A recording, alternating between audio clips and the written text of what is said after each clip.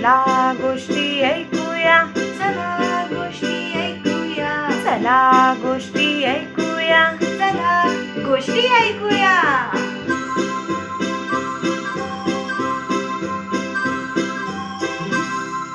ऐकूया ना. गोष्टीचं नाव आहे खोट्यावर खोटे. गोष्ट लिहिली आहे आणि सादर करीत आहे दीपा फाटक. शालनपूर गावाचा जमीनदार श्रीनिवास हा एक चांगला माणूस होता. त्याच्याकडे असलेल्या सगळ्या नोकरांशी तो सहृदयतेने वागत असे. त्याच्याकडे खूप वर्ष काम करणाऱ्या एका नोकराचं निधन झालं. त्यानंतर त्याच्या कुटुंबाच्या पालनपोषणाची जबाबदारी श्रीनिवासने पार पाडली होती. त्या नोकराचा मुलगा गजा आता 18 वर्षाचा झाला होता आणि तो जमीनदाराकडे कामाला येऊ लागला होता. जमीनदाराच्या मुलीचं लग्न शेजारच्या पालनपूर गावातल्या जमीनदाराच्या मुलाशी ठरलं होतं. 4 दिवसांनी पौर्णिमेच्या दिवशी साखरपुडा करायचं ठरलं होतं. पण मुलगी जरा आजारी पडल्यामुळे श्रीनिवासने साखरपुडा पुढे ढकलायचा निर्णय घेतला. तो निरोप त्याच्या व्याह्यांना पालनपूरला जाऊन देणे आवश्यक होते. मग श्रीनिवासने गजाला हाक मारली. गजा, हे बघ, ताई आजारी आहे, तर शेजारी पालनपूरला जाऊन आमच्या व्याह्यांना निरोप दे की पौर्णिमेला साखरपुडा होऊ शकणार नाही. आपण साखरपुडा पुढच्या महिन्यात करूया. निरोप महत्त्वाचा आहे आणि तो लवकर त्यांच्यापर्यंत पोचायला हवा. त्यामुळे लवकर जाऊन त्यांना सांगून ये. मला बाजारात काम आहे, मी बाजारात चाललो आहे, असं तुझ्या मालकीणबाईंना सांग. गजाने विचार केला की मालकीणबाईंना निरोप देऊन आपण लगेच निघू, म्हणजे दुपारपर्यंत घरी परत येऊ. त्याप्रमाणे मालकीणबाईंना त्याने निरोप सांगितला. तेव्हा त्या म्हणाल्या, बरं झालं गजा तू आलास. अरे ताईला बरं नाही आहे आणि वैद्यबुवांनी अजून औषधच पाठवली नाहीत. तू ताबडतोब जा आणि त्यांच्याकडून औषधं घेऊन ये बरं. आता हेही काम आवश्यकच होतं. त्यामुळे गजा वैद्यबुवांकडे गेला. म्हणाला, ताईसाहेबांची औषधं हवी होती. वैद्यबुवा म्हणाले, अरे हो, कालपासून पाठवायचीच राहत आहेत. बाकी सगळ्या पुड्या तयार आहेत, पण मला काढ्याची जी पानं हवी आहेत ती कोवळी हवी आहेत. कालपासून माझ्या नोकराचा पत्ताच नाही, त्यामुळे झाडावर चढणार कोण? ते बघ, समोरचं झाड दिसतंय ना, त्यावर चढून वरची कोवळी पानं काढून दे बरं, म्हणजे पटकन पुढचं औषध तयार करतो. गजाने मग झाडावर चढून पानं काढून दिली आणि सगळी औषधं घेऊन तो घरी आला. तोपर्यंत दुपार झाली. मग त्याने विचार केला की आता ताबडतोब निघालं तर रात्र व्हायच्या आधी आपण घरी परत पोचून जाऊ.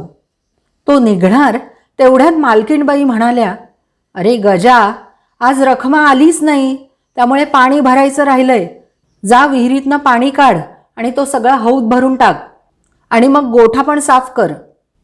गजा स्वभावाने भिडस्त होता, त्यामुळे तो काहीच बोलला नाही.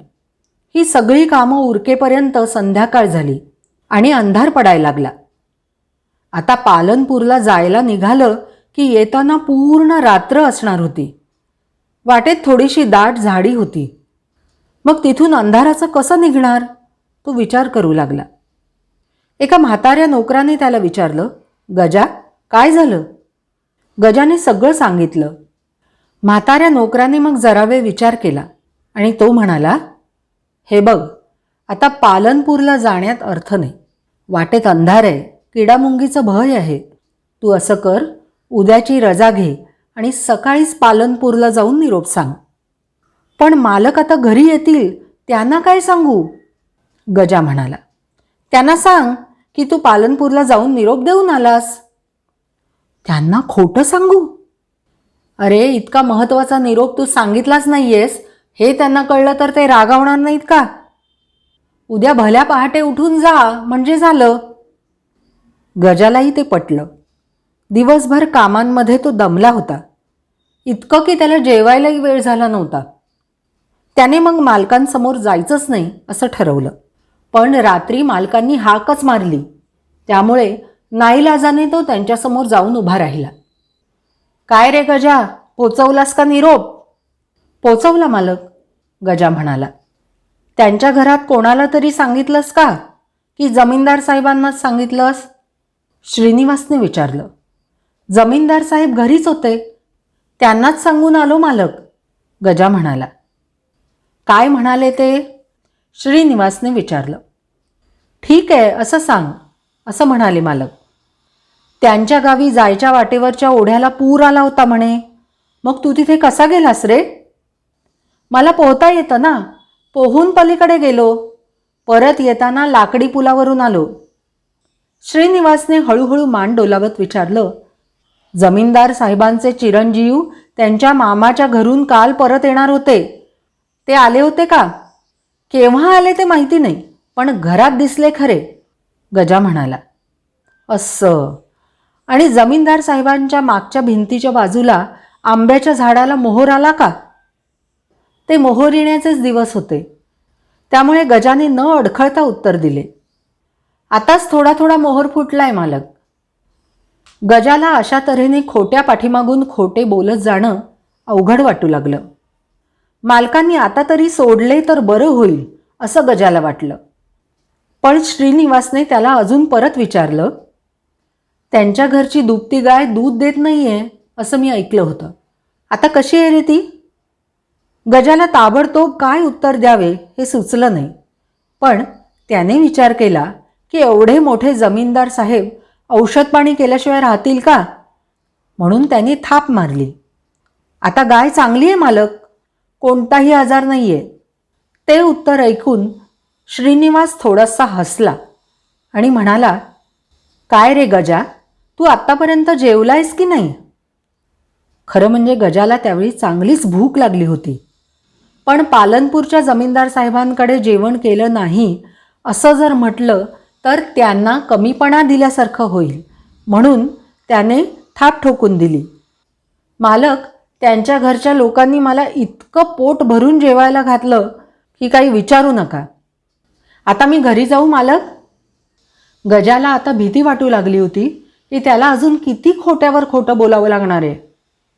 श्रीनिवासने त्याच्याकडे टक लावून बघितलं आणि तो म्हणाला. गजा, तू खोटं बोलायला केव्हापासून शिकलास रे? तो प्रश्न ऐकून आपण खोटं बोलल्याचं मालकाला कळलंय हे गजाच्या लक्षात आलं.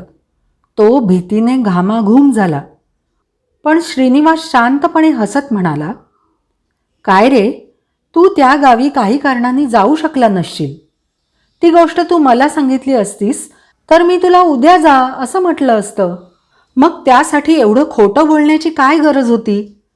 एक खोटं लपवण्यासाठी खोट्यावर खोटं बोलावं लागलं ना तुला. आतापर्यंत ही गोष्ट तुझ्या लक्षात आलीच असेल. गजाला कापरं भरलं होतं. तो मान खाली घालून उभा राहिला. आज संध्याकाळी ते जमीनदार साहेब मला गावात भेटले. त्यांना मी मुहूर्त पुढे ढकलावा लागल्याचं सांगितलं, पण ते घरातच होते असं तू खोटं सांगितलंस. ओढ्याला पूर आला होता असं म्हटलं तर ते खरंच समजून तू आणखी एक थाप दिलीस. तो ओढा कोरडा पडलाय ही गोष्ट तुला माहीत नव्हती, हो ना? श्रीनिवासने विचारलं. माहीत नव्हती मालक, त्या बाजूला फार दिवसांपूर्वी गेलो होतो. ते उत्तर ऐकून श्रीनिवास मोठ्यांदा हसून म्हणाला. जमीनदार साहेबांचा मुलगा अजून मामाकडून आलाच नाहीये आणि जमीनदार साहेबांच्या परसात आंब्याचं झाड नाहीये, कडुलिंबाचं झाड आहे. त्याचप्रमाणे दुभत्या गाईचा आजार वगैरे सगळ्या गोष्टी मी मुद्दामूनच तुला सांगितल्या. तू किती खोटं बोलतोस ते मला पाहायचं होतं. गजाने खाली घातलेली मान वर उचलली नाही. श्रीनिवास खुर्चीवरून उठत म्हणाला. गजा, यापुढे तू कधीही खोटं बोलू नकोस. खोटं हे विस्तवासारखं असतं. आज नाही तर उद्या कधीतरी बाहेर पडतंच.